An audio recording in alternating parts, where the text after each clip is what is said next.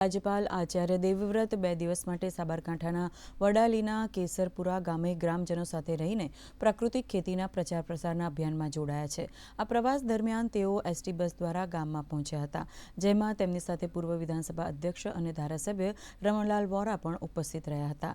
રાજ્યપાલે ગોચરની જમીન પર એક પેડ માં કે નામ અભિયાન અંતર્ગત વૃક્ષારોપણ કરીને પર્યાવરણ જાળવણી અને ગ્રીન કવર વધારવાનો સંદેશ આપ્યો હતો।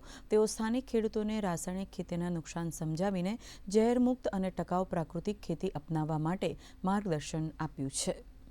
सबसे पहले कम से कम 1 एकड़ में वृक्षारोपण।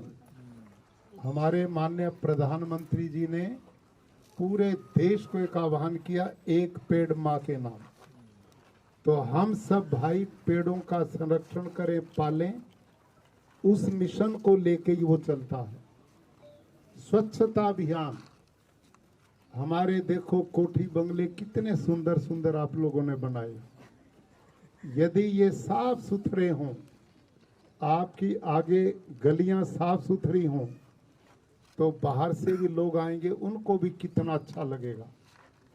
और आपकी स्वच्छता को देखकर अड़ोस पड़ोस में भी लोग कहेंगे केसरगंज में जाओ और देखो कितने साफ सुथरे लोग रहते हैं।